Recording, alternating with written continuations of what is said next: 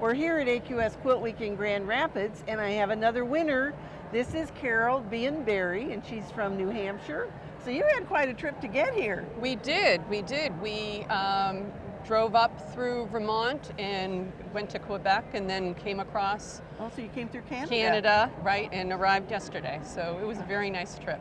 Well, and so tell me how you were notified that you won the ribbon. We were driving we stayed over in London, Ontario, and we were on our way here, and I knew that they were going to be, normally the show opened at 9, so I was watching my phone on social media. Okay. And they had the list of the winners, and I kept scrolling down, and it's like, oh my God, I won. And my husband says if the sunroof was open, I would have jumped out of it. Oh my I was so goodness. excited. Well, what a thrill. Now, what people need to know is this is your very first quilt ever. Yes, it is. And the first time you've entered a quilt ever. Yes. Yes. Well, and so how was that process for you? Through AQS, everyone was wonderful. I had a lot of questions, so I would call and they were able to answer my questions, and I wasn't sure what category. And again, I'm a newbie. I don't know all of the lingo yet. Right. So I worked my way through it, and so it you was would great. have talked with Michelle Thompson, I did, our yes. contest coordinator. Yes, yes. Well, everybody just needs to know that it's an easy process and you do it all online. Yes, exactly. It is very easy. Well, this pattern was the quiltshow.com's block of the month a couple years ago, wasn't 2021, yes. And but you've done some major changes in that.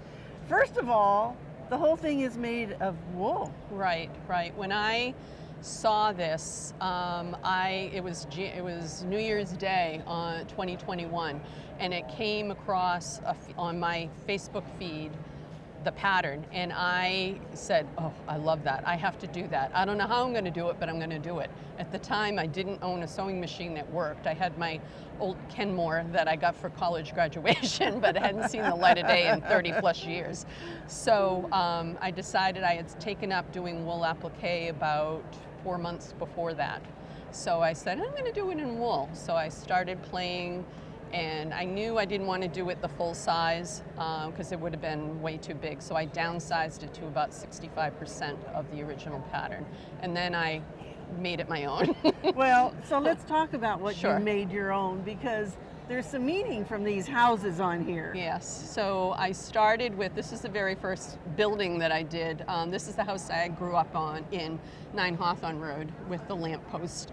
And then I've got like my husband's house that he grew up in, and then there's all family houses and pets. I have my nephew's German Shepherd in the door, and we've got birds, we have cats in it. Okay, so now there's another story about this, why you made it orange. So this is my brother Dick's house, and my family's involved in the soapbox derby, which is also represented in this. And when he raced, and he ended up coming in second in the country in 1969, his car was orange, so I had to make his house orange. Had to be an orange. Well, Right. and now another major difference is in the original pattern, this was like a road. Yes. Here and here. And so tell me what you did. I decided the road was too harsh for me, I thought, with the colors that I were using, so I decided to do a garden. So I did little pennies and added, I've got butterflies in it, I have bumblebees. So I just, and I'm glad I did the garden instead. And these kind of look to me a la Sue Spargo. When I started this, I had no idea who Sue Spargo was. And then I started learning probably about April of 2021. That's when I found out about her. And come to find out, when I go to Ohio every year for the Soapbox Derby, her shop is like 5 minutes away from where we stay. So you've been there So I've now. been there I have been there, and I've met her, and I've taken a class from her. So yes, I've learned, from the very first house to where I am out here, I learned so much while working on this on the top. Well, let's talk a little bit about the quilting, because boy, the quilting really makes all of these houses pop. It really did. I sent it to, again, on Facebook, I found this woman named Cindy Polson in Utah. and I saw some work that she had done with wool, and I just was blown away with it. So I contacted her, and we went back and forth, and so I shipped it out and held my breath, and it got there. Well, and then another difference is you've added this lovely floral border around the outside edge, which brings all these colors to the edge of your quilt. Right, which that was fun. I had this sitting on my island in my kitchen, and I had the vines, and I kept playing with them to get them in, and got it how I liked it. And then I just started doing these pennies, which again, these are like, I've got a lot of drizzle stitches, Sue Spargo stuff. Well, congratulations again. Thank you. And thank you so much for entering your beautiful quilt. Thank you. And we hope that you'll enter your quilts at AQS Quilt Week. Just go to AmericanQuilter.com.